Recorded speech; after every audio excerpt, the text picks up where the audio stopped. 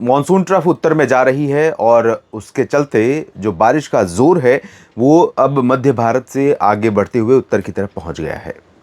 Monsoon की ज़्यादातर activity इस समय उत्तर भारत के मैदानी इलाकों पर ज़्यादा दिखाई पड़ रही हैं। राजस्थान, हरियाणा, पंजाब, दिल्ली के क्षेत्र और उत्तर प्रदेश के कई ज़िले शामिल हैं। धीरे धीरे बिहार के ऊपर भी बारिश की गतिविधियों में वृद्धि होने की संभावना है। वैसे भी एक्टिविटी मॉनसून की सक्रियता बिहार के तमाम ज़िलों में बढ़ गई है।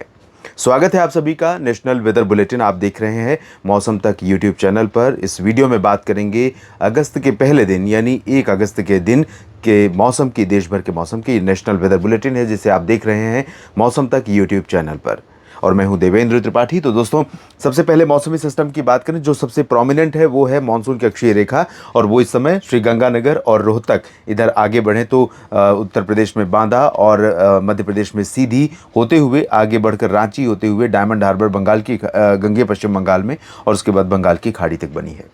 और इसके ऊपर का जो क्षेत्र है, इन भागों में बंगाल की खाड़ी की हवाएं लगातार चल रही हैं। आने वाले समय में रेनफॉल का जो मेन कॉन्सेंट्रेशन एरिया रहेगा वो पंजाब से बिहार और गंगे पश्चिम बंगाल या उप हिमालयी पश्चिम बंगाल, सिक्किम और पूर्वोत्तर भारत के क्षेत्र होंगे। मॉनसून की एक्टिविटी साउथ पेनिनसुलर रीजन पर पहले से ही कम हो रखी है।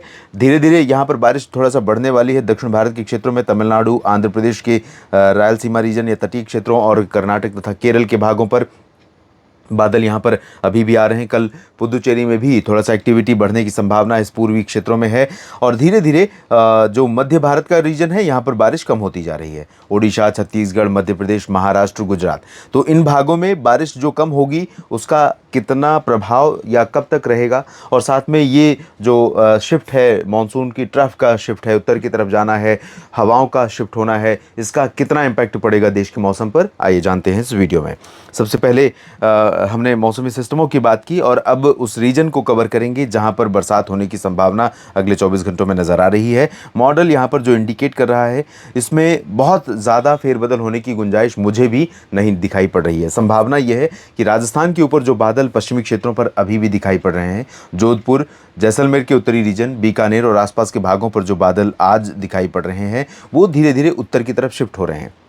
श्रीगंगानगर की जो एक्टिविटी मानसून की है या हनुमानगढ़ की है, चुरू और सीकर, अलवर की है, इन भागों में गंगानगर से लेकर अजमेर और सवाई माधोपुर, टोंक, धौलपुर और दौसा, करौली, धौलपुर, साथ में भरतपुर, अलवर, झुंझुनू, जयपुर, सीकर, चुरू और गंगानगर, इन भागों में एक्टिविटी जारी रहेगी। इसके नीचे के क्षेत्रों में बीकानेर से लेकर जैसलमेर, जोधपुर, जालौर, सिरोही, नागौर, पाली, राजसमंद और उदयपुर, डूंगरपुर, प्रतापगढ़, भीलवाड़ा, कोटा, बूंदी, बारां, झालावाड़, ये वाला जो रीजन है, इन क्षेत्रों में मानसून की एक्टिविटी बहुत रेयर होगी, बहुत कम होगी।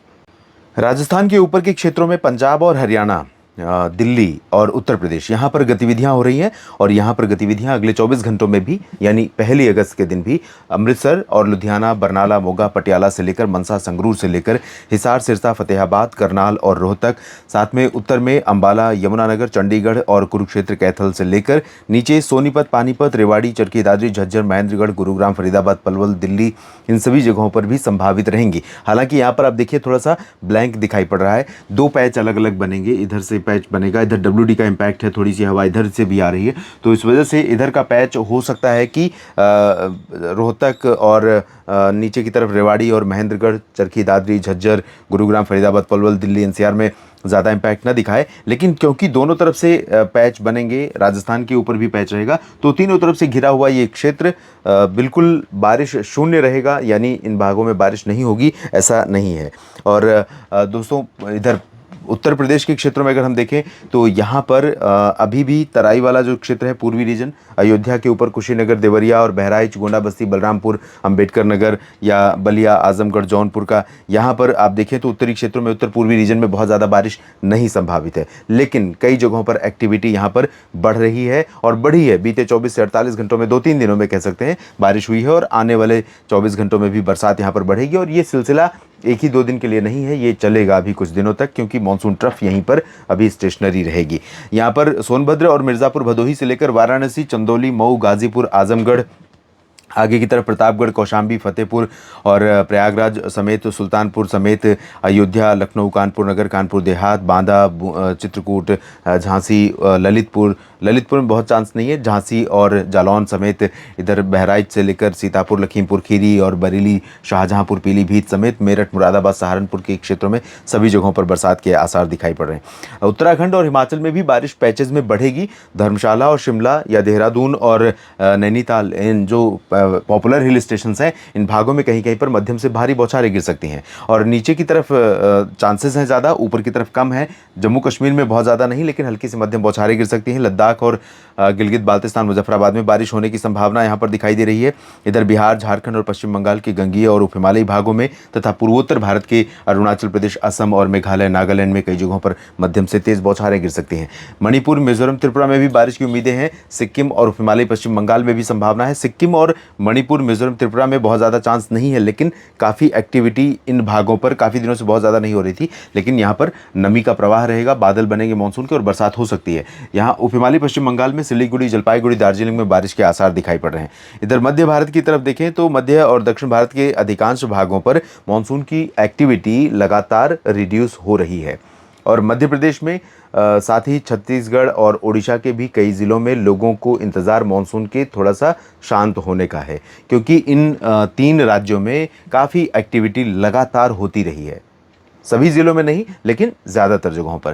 तो अनुमान यह है कि ओडिशा के उत्तरी क्षेत्रों और छत्तीसगढ़ के उत्तरी रीजन में, पूर्वी मध्य प्रदेश के उत्तरी भागों में, जबलपुर, उमरिया, कटनी, शहडोल से लेकर रीवा, सीधी, सिंगरौली, इन सभी भागों में हल्की से मध्यम बौछारें गिरेंगी। रायपुर के उत्तर में और इधर भुवनेश्वर समेत ऊपरी रीजन में ओडिशा में बारिश होगी। दक्षिणी ओडिशा में भी चांसेस रहेंगे और छत्तीसगढ़ के भी दक्षिणी भागों में चांसेस रहेंगे, लेकिन बहुत ज़्यादा नहीं।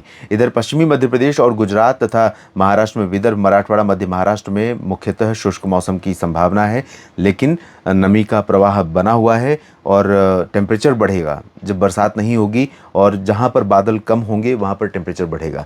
तो टेम्परेचर बढ़ने की स्थिति में हवाएं लोकल लेवल पर ऊपर की तरफ उठ सकती हैं और ये ऊपर उठती हुई हवा इस रीजन में कहीं कहीं पर बरसात दे सकती है। नीचे की तरफ देखें तो तेलंगाना और आंध्र प्रदेश, तमिलनाडु, कर्नाटक, केरल में लगभग सभी जगहों पर ड्राई वेदर, मुख्यतः शुष्क मौसम के बीच में। तमिलनाडु और कर्नाटक के दक्षिणी आंतरिक रीजन में तथा केरल के कुछ भागों में, तटीय कर्नाटक के रीजन में, गोवा में कहीं कहीं पर बरसात होने की संभावना है। यहाँ पर तमिलनाडु में पुदुचेरी और चेन्नई तथा आसपास के भागों में बरसात हो सकती है। इधर विशाखापट्टनम, कलिंगापट्टनम में बूंदाबांदी हो सकती है और बेंगलुरु, मैसूरू, हसन, चित्रदुर्गा, बेल्लारी, हसन और आसपास के रीजन में बरसात हो सकती है। गडग में भी चांसेस रहेंगे। रायचूर और गुलबर्गा में संभावनाएं कम है। महाराष्ट्र में भी मुंबई के नीचे सिर्फ तटों पर संभावना बारिश की है। बाकी विदर्भ, मराठवाड़ा, मध्य महाराष्ट्र में लगभग सभी जगहों पर शुष्क मौसम रहेगा। नेशनल वेदर बुलेटिन में अभी के लिए इतना ही। आप लगातार मेरे साथ बने रहिए मौसम तक और न्यूज़ मीडिया मंच पर। ये जानकारियां ठीक लगे तो वीडियो को लाइक और शेयर ज़रूर कीजिएगा। आप सभी मित्रों का, किसान साथियों का ये वीडियो देखने के लिए बहुत बहुत शुक्रिया, और अगर आपने इस चैनल को सब्सक्राइब नहीं किया है तो ज़रूर कर लीजिए। धन्यवाद।